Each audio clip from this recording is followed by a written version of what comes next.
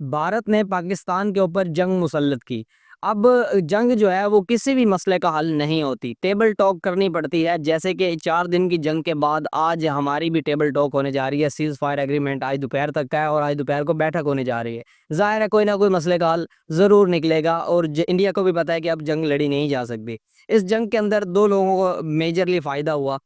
پہلے تو میم مٹیریل جنہیں میم کا ایک بھنڈار مل گیا اور میم آپ کے سامنے سرکولیٹ ہو رہے ہیں، اور دوسرا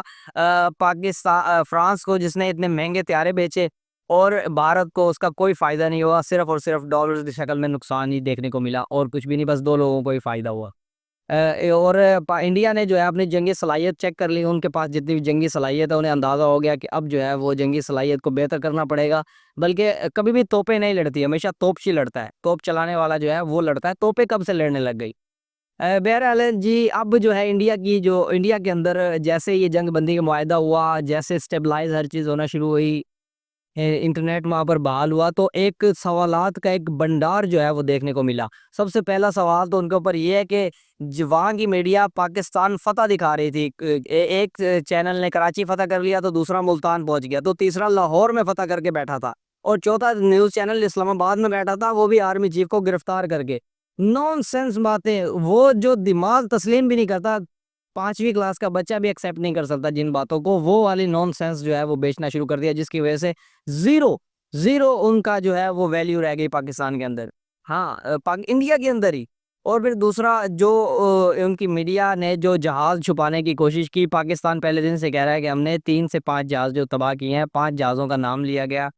اگر فرض کیا ایک جہاز بھی تباہ ہوا ہے تو انہوں نے نہ اسے تسلیم کیا نہ انکار کیا۔ کل پریس کانفرنس کی گئی، D G I S P R کی جانب سے، تینوں چیف جو ہے وہ بیٹھے تھے، آرمی چیف کی جگہ پہ D G I S P R صاحب تھے،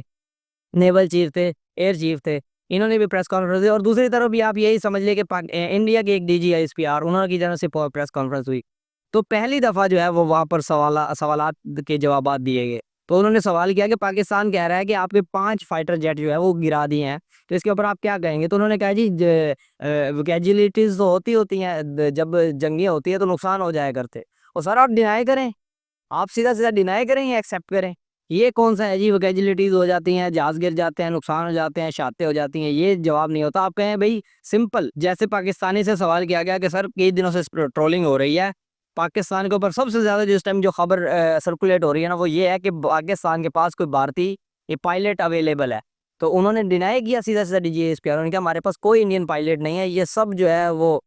سوشل میڈیا کی بوم ہے، اور سوشل میڈیا کے اوپر لگے ہوئے ہیں لوگ، کوئی ہمارے پاس پائلٹ نہیں ہے، نہ ہم نے اریسٹ کیے، سیدھا انہوں نے جواب دیا۔ وہ یہ کہتے پتہ نہیں جی ابھی میں پتہ کروں گا، میں کنفرم کروں گا، اس طرح کی باتیں جو ہے وہ آپ کو شک و شبہات میں ڈال دیتی ہیں اور آپ کا بے عزتی کا باعث بنتی ہے۔ اب جو ٹرول ہونا شروع ہوا ہے اس کی لے کر اتنی بے عزتی ہو رہی ہے پاکستان انڈیا کی، جس سے ان کی عوام جو ہے وہ خود اس چیز کو تسلیم کرنا شروع ہو گئی ہے کہ انڈیا نے پاکستان کے اوپر اٹیک کیا، اور خود ہی جو ہے وہ امریکہ کے پاؤں میں گر کے سیز فائر کروایا اور اپنی ہار تسلیم کر لی۔ اب اس چیز کو انڈین عوام، انڈیا کی جو ہے وہ عوام اس چیز کو تسلیم کر رہی ہے کہ انڈیا نے خود ہی جنگ مسلط کی، پھر خود ہی پاؤں پکڑ کے سیز فائر کروایا اور خود ہی اپنی ہار تسلیم کر لی۔